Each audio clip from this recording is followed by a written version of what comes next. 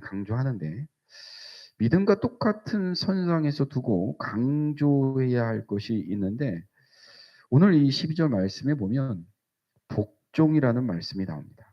항상 복종이라. 순종이란 말씀과 비슷하긴 하지만 복종이라는 말씀은 순종보다는 강도가 훨씬 좀 세다고 할 수가 있어요. 복종해라 라는 말씀을 오늘 12절에는 하고 있습니다. 그러니까 믿음을 가졌다고 하는 참된 증거, 내가 정말 믿음을 가졌습니다 하는 참된 증거는 바로 복종이에요. 복종이에요. 따라서 내가 복종하지 않으면 내가 가진 믿음이 약하거나 아니면 진짜가 아닌 가짜라고도 할 수가 있습니다. 또한 복종이란 것은 내가 구원받은 증거가 될 수도 있습니다. 구원받지 못한 사람은 복종을 하지 않죠. 하지만 구원받은 사람은 반드시 복종을 합니다. 복종은 하나님의 자녀인지 그러지 않은지를 구분하는 이 잣대가 되기도 하죠. 기준이 된다는 말씀이에요. 왜냐하면 하나님의 자녀가 아닌 사람은 절대로 말씀에 따르거나 복종하지 않습니다. 이에 대해서 주님은 분명하게 말씀하시는데 그 말씀이 마태복음 7장 26절 말씀이에요. 나의 이 말을 듣고 행하지 아니하는 자는 그 집을 모래 위에 지은 어리석은 사람 같으니. 아무리 믿음이 좋아도 우리가 순종하지 않으면 어리석은 사람이 되고, 또한 성경은 하나님을 사랑한다고 하면서도 말씀에 순종하지 않으면 이 또한 거짓이라고 말씀을 명확하게 우리에게 선포하고 있습니다. 요한복음 14장 21절 나의 계명을 지키는 자라야 나를 사랑하는 자니. 야고보서 2장 26절 영혼 없는 몸이 죽은 것 같이 행함이 없는 믿음은 죽은 것이니라. 성경은 참 복종을 참으로 많이 강조해요. 하나님의 말씀에 복종하고 주님의 명령에 순종하는 삶은 참 믿음만큼 중요한 것입니다. 그런데도 하나님의 뜻에 참 따르고 순종하기가 너무나 어렵기 때문에 신앙생활에 처리되는 시기를 맞이해서야 비로소 고민하기 시작합니다. 어렵습니다. 신앙생활이 어렵구나. 그렇다면 우리가 복종, 명령이나 의사를 조금도 어긋남이 없이 그대로 따른다는 복종. 그렇다면 우리가 이 말씀 가운데 복종이란 무엇이며 어떻게 할 수 있을까? 오늘 이 빌립보서 2장 전반부에서는 예수 그리스도께서 복종을 하셨는데 이렇게 말씀해요. 어디까지 복종하셨다? 죽기까지 복종하셨다. 죽기까지 복종하셨으니 너희들도 우리도 복종할 것을 말씀하고 있어요. 주님이 복종의 모습을 우리에게 복종은 이렇게 하는 거야 라고 친히 보여주신 말씀이 우리 빌립보서 2장 5절에서 8절 말씀입니다. 제가 봉독합니다. 2장 5절에서 8절. 예수님의 복종의 모습이 어떻습니까? 너희 안에 이 마음을 품으라 곧 그리스도 예수의 마음이니 그는 근본 하나님의 본체시나 하나님과 동등됨을 취할 것으로 여기지 아니하시고 오히려 자기를 비워 종의 형체를 가지사 사람들과 같이 되셨고 사람의 모양으로 나타나사 자기를 낮추시고 죽기까지 복종하셨으니 곧 십자가에서 죽으심이라. 예수님이 우리에게 보여주신 복종의 모습이 여기까지입니다. 오늘 본문이 시작하는 빌립보서 2장 12절에는 어떻게 시작합니까? 그러므로라는 접속 부사가 나와요. 그러므로. 그러면 그러므로라는 얘기는 앞에 무엇이 있다는 얘기예요. 무엇이라는 내용을 얘기하면서 접속 부사라는 그러므로라는 말을 썼습니다. 이렇게 그러므로를 맨 먼저 제시하면서 우리에게 중요한 메시지를 던집니다. 12절 말씀 봅니다. 그러므로 나의 사랑하는 자들아 너희가 나 있을 때뿐 아니라 더욱 지금 나 없을 때에도 항상 복종하여 두렵고 떨림으로 너희 구원을 이루라. 십자가에서 죽기까지 하나님의 뜻에 복종하신 예수님을 바라보면서 우리가 방금 전에 읽었던 예수님의 복종의 모습 빌립보서 2장 5절에서 8절 말씀 그 예수님의 복종의 모습을 바라보면서 그분을 따라야 하는 나 자신이 해야 할 일을 보여주고 있어요. 그래서 위 두 말씀, 예수님의 복종의 모습인 빌립보서 2장 5절에서 8절 말씀, 또 방금 읽은 빌립보서 2장 12절 말씀을 정리하자면 이런 말씀인 거죠. 예수 그리스도는 죄 없으신 하나님의 아들이셨지만 이 세상에 계실 동안 하늘의 아버지께 철저하게 복종을 하되 죽기까지 복종하셨으니 그러므로 너희들이 예수의 제자 아니야? 예수의 제자된 너희들도 하나님의 자녀된 우리들 역시 이처럼 복종해야 한다는 뜻을 전해주고 있습니다. 빌립보서 2장 12절 말씀, 항상 복종하여 두렵고 떨림으로 너희 구원을 이루라. 좀 어려운 말씀이에요, 사실은. 두렵고 떨림으로 너의 구원을 이루라. 우리는 구원을 받았는데 구원을 이루라. 구원을 이루라. 아니 명령을 했어요. 우리에게 이루어야 돼. 이루어. 성도들을 향한 명령입니다. 예수님의 복종하는 삶을 이제 나의 생활에도 그대로 적용해야 한다는 뜻을 담고 있어요. 하나님 앞에 전적으로 복종하는 생활이 되면 두렵고 떨림으로 나의 구원을 이룰 수 있고 그 결과 어그러지고 거스르는 세대 가운데서도 흠없는 하나님의 자녀가 되어 밤하늘의 별같이 이 세상을 밝히는 구실을 할 수 있을 것입니다. 그것이 오늘 15절 말씀이에요. 결국 하나님께 복종할 때만 이 모든 것이 가능해진다. 그러면 항상 복종하여 두렵고 떨림으로 너의 구원을 이루라는 말씀은 무슨 뜻일까? 이에 대해서 우리 가까운 천주교에서 가르치는 것처럼 오해를 하면 안 돼요. 이런 거죠. 자, 저기 천국문이 있어요. 천국문에 들어갈 때까지 어느 누구도 구원의 여부를 예측할 수 없기 때문에 예수를 믿고 있어도 내가 천국까지 지옥까지 날마다 부들부들 떨면서 조심하고 선행하면서 하나님 앞에 엄청난 공로를 세워야 하나님 나라에 내가 들어갈 수 있다는 뜻이 아니에요. 그 말씀이 아닙니다. 이 말씀을 우리가 크게 한 두 가지로 해석을 해볼 수가 있는데 앞에 거를 택하든 뒤에 것을 택하든 큰 문제는 아닙니다. 오히려 두 가지 해석을 내가 다 받아들이는 것이 내가 말씀을 이해하고 실천하는데 도움이 될 것 같습니다. 첫 번째 해석은요. 항상 복종하여 두렵고 떨림으로 너희 구원을 이루라. 첫 번째 해석은 좀 성숙한 신앙 인격을 갖추라는 것이에요. 사랑하는 성도님들, 신앙 인격이 좀 성숙했으면 좋겠어요. 말하는 거, 행동하는 거, 주위 사람들에게 대하는 나의 모습이 성숙한 신앙 인격이었으면 좋겠습니다. 우리는 빌립보서 2장 전반부를 보면서 당시 빌립보 교회가 어떤 교회였는지를 엿볼 수 있어요. 우리 3절 말씀 볼까요? 2장 3절. 3절 보면 2절부터 볼까요? 마음을 같이 좀 하세요. 같은 사랑을 좀 가지시고 뜻도 좀 합하세요. 한 마음을 좀 품으세요. 당부하는 거예요. 그리고 좀 아무 일을 할 때 제발 좀 싸우지 마세요. 다툼이나 막 허영심으로 하지 말고 좀 오직 오른손이 한 걸 왼손이 모르게 좀 겸손하는 마음으로 좀 각각 자기를 앞세우지 말고 좀 나를 좀 낮추세요. 이게 지금 사도 바울이 친히 세운 빌립보 교회 아닙니까? 응? 자주장자 루디아를 통해서 유럽에 총으로 셌던 이 빌립보 교회 하신 말씀이에요. 그러면 이 교회 분위기가 어떻다는 거 우리는 알 수가 있죠.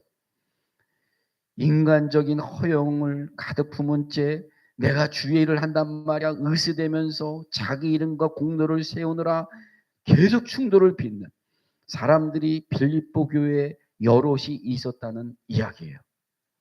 교회에서 내가 아무리 좋은 일을 하더라도 이 말씀을 지켜야 하는데 그만큼 신앙인격이 내가 성숙하지 못한 거예요. 신앙인격이 성숙하지 못했다는 뜻이고 교회는 병을 앓고 있었다는 병이에요. 교회는 이런 병을 앓고 있었다는 것입니다. 이에 대한 처방책을 사도 바울이 했습니다. 그것이 14절 말씀입니다. 자, 사도 바울이 처방책을 내린 게 14절 말씀입니다. 뭐라고 얘기했냐? 모든 일을 할 때는요, 원망과 좀 시비가 없게 하십시오. 누구 때문에 이렇게 됐어? 누구 때문에 시비가? 제발 원망과 우리 지금의 교회에게 하는 말씀 같아요. 원망과 시비가 없게 하십시오. 반복해서 말해요. 반복해서. 처방책. 따라서 두렵고 떨림으로 너희 구원을 이루라 하는 말은 좀 신앙의 철이 안 든 병든 인격을 좀 빨리 성숙시키라는 뜻이기도 합니다. 네. 이해가 좀 되시죠? 그렇게 좀 성숙하십시오. 두렵고 떨리는 마음으로 그 병, 그 교회 안에서 있는 그 병을 얼른 고치고 인격을 좀 성장시켜서 하나님이 원하시는 좀 자녀답게 살아가야 한다는 것입니다. 여기서 헬라어의 현재형 동사로 쓰이는 여기 보면 이루라라고 하고 있어요. 그 자체로도 매우 중요한 의미를 나타냅니다. 한 번의 행동으로 끝나는 것이 아니기 때문에 이루라. 한번 이루고 끝나는 게 아니고 한 번의 행동으로 끝나는 것이 아니기 때문에 힘들죠. 세상 끝날까지 날마다 노력하라는 뜻을 담고 있습니다. 이루라, 이루라, 이루라 계속. 한 번 내가 은혜를 받아요. 우리도 다 그런 경험이 있죠. 방언을 받기도 하고 뜨겁게 기도를 했는데 한 5분 기도한 것 같은데 한 5시간을 기도하고 정말 영적인 그런 뜨거운 정말 기도를 했어요. 한 번 은혜를 받아 가슴이 뜨거워졌다고 했어요. 예수님처럼 거룩해지고 모든 면에서 결함이 없어지는 것이 아니므로 날마다 노력해야만 신앙 인격을 가질 수가 있습니다. 그래서 사랑하는 성도님들, 내가 신앙생활을 오래 했다. 참으로 많은 경험을 했다. 체험을 했다. 물론 그것이 굉장히 중요하긴 한데 신앙 인격이 어떤 그 일정 수준에 이른다라는 것은 참 쉬운 일은 아닌 것 같아요. 참 쉬운 일이 아닌 것 같습니다. 왜냐하면 날마다 끊임없이 노력해야 되기 때문에 그렇습니다. 정말 그 날마다 몸부림치는 노력이 없으면 안 돼요. 그래서 날마다 두렵고 떨리는 마음으로 열심히 노력해서 구원을 이루어야 하는 것입니다. 자, 항상 복종하여 두렵고 떨림으로 너희 구원을 이루라. 첫 번째는 성숙한 신앙 인격을 갖추라고 제가 말씀을 드렸다면 두 번째 해석은 이렇습니다. 값없이 믿음으로 얻은 구원을 영생 얻을 때까지 간직하라는 뜻입니다. 다시 말씀드립니다. 값없이 내가 믿음으로 구원을 얻었어요. 그것을 정말 내가 천국 가는 그때까지 영생 얻을 때까지 꼭 간직하라는 것입니다. 자, 예수님을 믿음으로써 이미 구원을 받았습니까? 아니면 받을 것입니까? 받았습니까? 받을 것입니까? 어떻게 보면 둘 다 맞아요. 왜냐하면 믿음으로 주님이 약속해 주신 것을 얻었다는 의미에서는 우리는 받은 사람이고 아직 우리는 천국에 들어가지 못했잖아요. 그렇죠? 그래서 천국에 들어가지 못했다는 의미에서는 받을 사람인 겁니다. 예수님을 믿으면 이미 구원을 받은 하나님의 자녀라는 것을 분명히 믿고 있습니다. 오직 믿음으로 그 어떤 공로도 없이 정말 그 깨질 것 같은 질그릇 같은 나에게 하나님께서 안겨주신 구원이기에 얼마나 값지고 귀한 선물입니까? 즉 구원을 이루라는 말은 이 소중한 것을 천국에 들어가는 날까지 잃어버리지 않도록 정말 꼭 붙들고 지키란 뜻이에요. 예수님의 비유는 굉장히 무서워요. 저는 가끔 예수님의 비유를 탁 던지는 걸 보면 참 무서운데 우리나라에 종교가 없는 무신론자가 60%예요. 굉장히 많아요, 우리나라가. 60%가 무신론자입니다. 지금 더 많아지고 있지만. 근데 저는 이제 머릿속에 절반은 믿고 물론 뭐 그 절반 중에서도 또 이게 뭐 기독교만 있는 건 아니니까. 절반은 아예 내세를 안 믿고 있고 이런 건데 예수님의 비유를 보면 희한하지만 하나님을 믿는다, 예수님을 믿는다는 사람들 가운데 탈락자의 확률이 50%예요. 비유를 보세요. 10처녀의 비유를 보아도 5명은 구원을 받고 5명은 떨어져 나갑니다. 맷돌을 가는 두 여자 중에 한 사람은 구원을 받고 한 사람은 남겨집니다. 그러니까 나 예수 믿었어, 나 구원받았어, 그냥 마음대로 살아, 그게 아니고 그렇게 생각하여서 복종하지 않고 자기 마음대로 사는 사람은 구원에 대해서 내가 그냥 안심이야 이런 말은 하지 마십시오. 난 그냥 이렇게 살아도 엉망 살아도 돼, 그런 말은 하지 마십시오. 제가 뭐 그것을 받아들면 말할 수는 없지만 절대로 안심할 수 없어요. 예수의 비유가 그렇잖아요. 양과 양 다 절반이야, 절반. 그러므로 두렵고 떨리는 마음으로 받은 구원을 내가 잘 지켜야겠다, 이런 마음으로 살자는 말씀입니다. 제가 드리는 말씀. 로마서부터 그 이하 서신서를 쭉 보십시오. 사도 바울이요, 선교할 때 많은 동역자들이 있었어요. 그죠? 많은 동역자들이 있어요. 뭐 목숨 걸고 선교 활동을 하고 자기 전 재산을 다 들여서 정말 또 자비랑으로 도왔고, 사도 바울 역시 대단하게 힘들어 삶을 살았어요. 사도 바울도 보면 그 말씀 전하고 와서 저녁에는 또 천막을 깁는 주문이 들어오잖아요. 그 옛날에 지금처럼 바늘이 좋았겠습니까? 그 묵직한 바늘로 손이 다 헤어졌겠죠. 천막을 깃는데 그 천막을 언제까지 납품해야 되잖아요. 그럼 밤새도록 그 정말 천막 기술이 그걸 또 손으로 막 꼬매고 기었단 말이에요. 그리고 납품하고 그 돈 또 받아서 선교하고. 대단한 사람입니다. 이 사람이 사실은 굉장히 힘든 삶을 살았어요. 눈도 잘 안 보였다고 하고 뭐 여러 가지가 몸이 아팠다고 하는데 그렇게 살았어요. 자, 보세요. 로마서 이하 서신서를 보면 엄청나게 사도 바울과 함께 선교 여행도 하고 바울이 세운 교회에서 장로가 되기도 하고 유능한 지도자로 섬기는 사람들 중에서 다 정말 구원받고 천국 가냐, 그렇지 않더라 이거죠. 보면 뭐 이단으로 빠져서 멸망이 이런 사람도 있고, 또 사도 바울이 얘기했잖아요. 세상을 사랑해서 도망친 사람도 있어요. 나를 떠나간 사람도 있다. 나중에 가서는 여러 가지 이유로 포기해버린 사람들이 얼마나 많았습니다. 내가 이미 받은 구원을 지키는 거 역시 쉽지가 않아요. 히브리서에 이런 말씀이 있어요. 우리 한번 찾아볼까요? 히브리서 4장 1절 말씀. 356면입니다. 히브리서 4장 1절 말씀. 제가 봉독합니다. 그러므로 우리는 두려워할지니 그의 안식에 들어갈 약속이 남아 있을지라도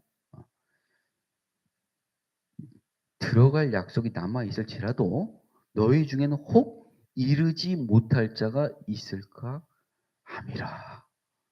되게 무서운 말씀이죠. 들어갈 약속이 남아 있을지라도 너희 중에 혹 못 들어간 사람이 있을지도 모를까, 이런 말씀을 히브리서에 두고 있습니다. 즉 천국에 들어갈 약속이 주어 있을지라도 행여 들어가지 못할 자가 있을지 모르니 날마다 두려워하면서 신앙생활을 열심히 하라는 뜻입니다. 따라서 두렵고 떨림으로 너희 구원을 이루라의 두 번째 의미는 우리가 이미 받은 이 좋은 구원을 놓치지 않도록, 정말 그 구원의 경주에서 탈락하지 않도록 세상에서 사는 동안 믿음으로 얻은 소중한 구원을 잘 간수하기 위해서 노력할 것을 우리에게 말하고 있습니다. 이처럼 구원을 이루라의 두 가지 해석 중 하나는 하나님의 자녀다운 신앙 성숙을 위해 노력할 것을 뜻하고 있고, 다른 하나는 얻은 구원을 놓치지 않도록 끝까지 잘 간수하라는 뜻을 가지고 있습니다. 그러면 이를 위해서 무엇을 해야 합니까? 오늘 말씀이 복종하라는 말씀을 하십니다. 예수님이 하신 것처럼 너희도 그렇게 복종해라. 그러므로 복종. 하나님 말씀에 복종해야지만 이 두 가지를 가능케 할 수가 있습니다. 하지만 우리 인간은요, 예수님처럼 하나님 말씀 앞에서 죽기까지 복종하는 일이 안 돼요. 쉽지 않은 게 아니라 안 됩니다. 그렇기 때문에 좌절은 계속 옵니다. 그래서 하나님 앞에 또 나와서 무릎 꿇고 눈물 뿌리며 회개합니다. 결국 복종은 내 능력을 넘어서는 차원의 문제인 거예요. 예수님처럼 복종하는 것이 불가능합니다. 자유의지만으로 해결되는 거 아닙니다. 그러면 이처럼 어려운 복종의 문제를 하나님께서 왜 우리에게 명령을 하죠? 왜 그렇게 복종하라고 하시는 걸까? 아니, 가능치도 않은 일을 하나님께서 하라고 명령하시는 이유는 도대체 무엇인가? 이에 대한 해답이 그 다음 말씀에 나오는데 빌립보서 2장 13절 말씀이에요. 자, 오늘 제가 말씀의 제목으로 이제 나의 소원은, 아니면 달라진 나의 소원이라는 제목을 가지고 성도님에게 말씀 함께 나누는데, 오늘 13절 말씀 보세요. 너희 안에서 행하시는 이는 하나님이시니 자기의 기쁘신 뜻을 위하여 너희에게 소원을 두고 행하게 하시나니. 소원을 두고 행하게 하시나니. 내 안에 하나님이 계십니다.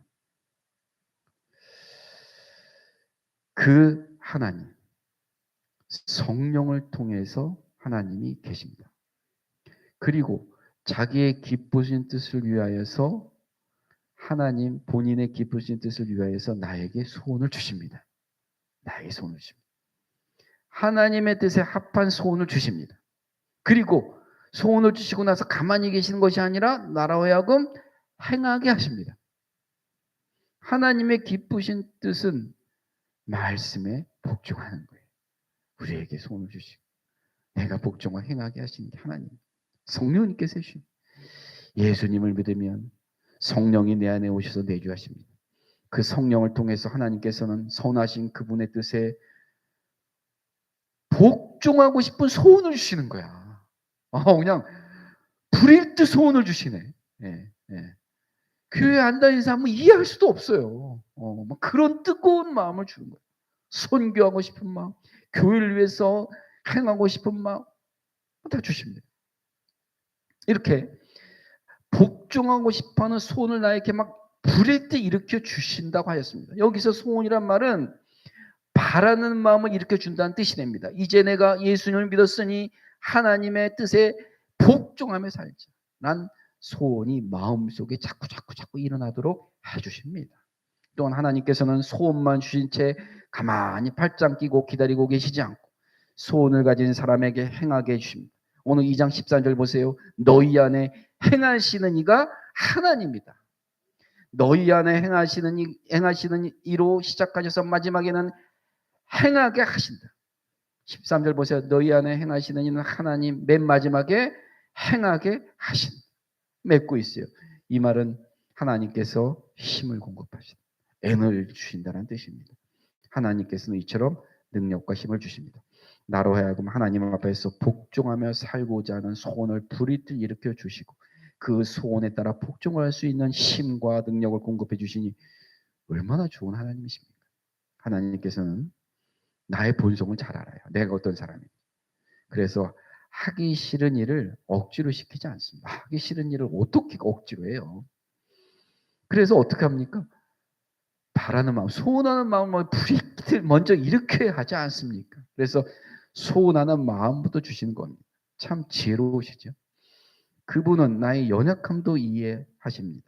그래서 할 수 없는 일을 억지로 시키는 것이 아니라 능력을 주시면서 함께 하십니다. 그러므로 하나님의 말씀을 깨닫고 그 다음에 성령을 받은 자로서 나의 믿음이 자라면 내 안에서 놀라운 일들이 일어납니다. 내 안에서 큰 변화가 생기는데 그 첫 번째가 소원이 달라졌어요. 이게 꿈이 변했네. 네, 완전히 변했네. 소원이 달라집니다. 소원의 변화가 생깁니다. 성령이 완전히 바꿔놨어요. 다만 그냥 오로지 나만 생각할 때는 자신의 만족을 꿈꾸며 멋진 인생을 살려는 소원을 갖고 있었지만, 그러나 성령이 나의 소원을 완전히 바꾸십니다. 하나님을 기쁘게 해드리고 싶다는 소원으로 바뀝니다. 목적 의식이 바뀌는 거예요. 이처럼 복종이란 나 자신 혼자 길을 걷기를 원하는 것보다 주님과 함께 발을 맞추어서 걷기를 원하는 것입니다. 즉, 할 수 없어서 억지로 끌려가는 것이 복종이 아니라 예수님이 걸어가신 길에 내가 발 맞춰 가기를 원하는 것이 복종.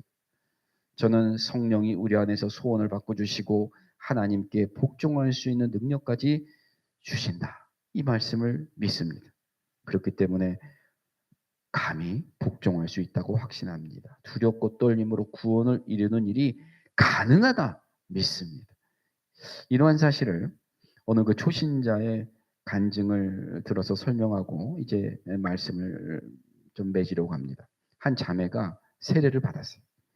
자매는 불교의 영향을 받아서 굉장한 허무주의에 빠졌는데 술을 굉장히 좋아했나 봐요. 뭐 소주 한 병 이상도 거뜬히 마신 만큼 술을 좋아했던 것 같습니다. 그런데 어느 전도 집회를 통해서 예수를 믿기로 딱 결정을 한 거예요.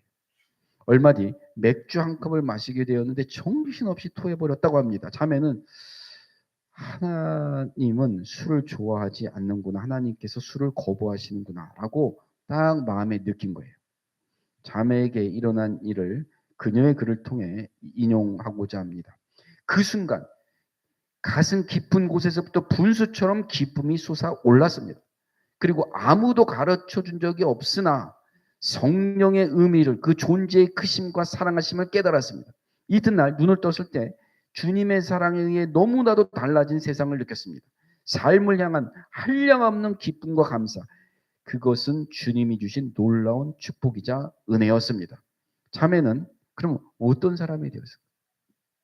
바로 성령의 사람이 되었습니다. 만약 간증이 이대로 끝났다면 잠깐 동안 한번 은혜를 맛봤네, 이렇게 은혜의 맛을 본 곳에 불과했을지 모르는데 그 다음이 중요해요. 저는 제가 져야 할 십자가가 결코 작지 아니함에 감사합니다. 주님이 거듭난 자에게 부여한 고난과 연단 속에서도 소망이 있음을 즐거워합니다. 그 길만이 주님을 향한 주님의 모습을 닮아가는 것임을 알기 때문입니다. 그리고 무엇보다 자아를 버리고 온전히 순종함으로써 성령과 늘 동행하는 큰 믿음의 소유자가 되기를 소원합니다. 무엇이 바뀌었습니까? 소원이 바뀌었어요. 소원이 바뀌었어요. 성령이 그 마음에 역사하시자 소원이 바뀐 것입니다. 십자가가 아무리 힘들어도 주님의 모습을 닮아가는 거룩한 사람이 되기를 원하며 온전한 순종을 통해 하나님께 기쁨을 드리기 원하는 소원을 품게 된 것입니다. 사랑하는 성도님들, 나는 지금 능력을 나에게 끊임없이 공급해 주시는 하나님을 체험하고 있습니다. 오늘 이 초신자가 이와 같은데 예수님을 이렇게 오래 믿은 나는 왜 그렇게 하지 못합니까? 사랑하는 성도님들, 복종하여 두렵고 떨림으로 나의 구원을 이루어야 합니다. 하나님이 주신 능력으로 할 수 있는 확신을 가지고 순종하면 그러면 나중에 어떤 일이 발생하느냐? 16절 말씀 보세요. 16절 말씀 보세요. 2장. 생명의 말씀을 밝혀 나의 다름질이 헛되지 아니하고 수고도 되지 아니하므로 그리스도의 날에 내가 자랑할 것이 있게. 그리스도의 날에 내가 자랑할 것이 있게 하려 합니다. 하나님께서는 내가 순종하려고 할 때 능력 주시죠. 아버지 되시는 나의 하나님은 내게 내 마음을 변화시키시며 나에게 순종할 수 있도록 계속 힘을 주시고 공급해 주십니다. 하나님 앞에 전심으로 복종하여 두렵고 떨림으로 구원을 이루시기를 소원합니다. 이 말씀하고 마칩니다. 사랑하는 성도님들, 우리가 일반적으로 제자가 되길 원해요. 자, 복종, 제자 좋죠. 제자란 것을 생각할 때 우리가 뭐 주일 성수 당연히 잘하고 봉사 잘하고 매일 성경 읽고 기도하고 전도하고 그런 것이 우리가 아는 제자의 모습입니다. 맞습니다. 너무 귀한 제자의 모습이죠. 근데 그렇게 열심히 생활을 하는 중에 때로는 좀 이해하기 어려운 일이 생겨요. 하나님의 의도를 도대체 알아차리기 어려운, 좀 어려운 일들이 생긴 거예요. 하나님 왜 나에게 이런 일을 허락하셨어요? 답답한 순간들이 와요. 이렇게 하나님의 의도가 해석되지 않은 순간에 그럼에도 이전에 제자로 살던 삶을 계속 내가 살아내느냐, 아니면 좀 곤란합니다 하고 멈추느냐가 우리가 진짜 제자인지 아니면 떠나가는 무리들인지 나타내는 지표가 됩니다. 사랑하는 성도님들, 두렵고 떨림으로 우리 다 함께 멋진 구원을 이루어서 저 천국에서 함께 신앙생활했던 것을 웃으며 이야기하는 날이 오기를 간절히 소원합니다. 사랑의 하나님 은혜를 감사드립니다. 오늘 귀한 말씀, 너희 안에 행하시는 이는 하나님이시니 자기의 기쁘신 뜻을 위하여 너희에게 소원을 두고 행하신다고 하셨고, 그리스도의 날에 내가 자랑이 있게 하려 하신다고 하셨습니다. 우리에게 구원을 선물로 주셨고, 우리는 그 감격과 기쁨에 그 구원을 가슴에 잘 간직하고 이제 주님만 하는 그날까지 두렵고 떨리는 마음으로 이 구원을 잘 이뤄나갈 수 있는 복된 제자의 삶 걸어갈 수 있도록 도우시고 인도하여 주옵소서. 예수님 이름으로 기도드렸습니다. 아멘.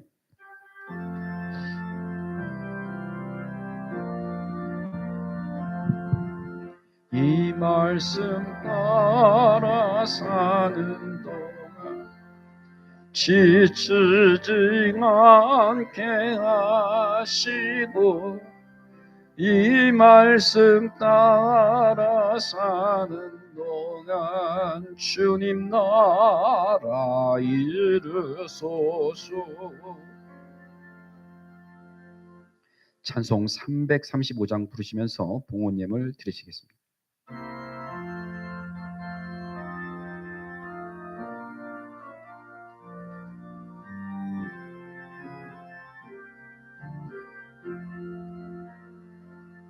크고 놀라운 평화가 내게 이 세상에는 없는 평화, 나의 영혼과 몸 주께 드립니다. 오 놀라운 나의 구주, 오 놀라운 주, 오 놀라운 주, 저 천군과 천사들 경배 안에 나와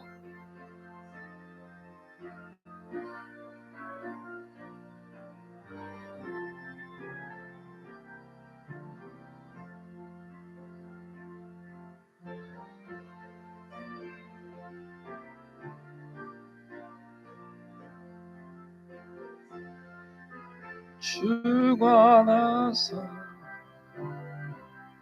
주의 뜻대로 나 다스리옵소서. 오 놀라운 나의 구주, 오 놀라운 주, 오 놀라운 주, 저 천군과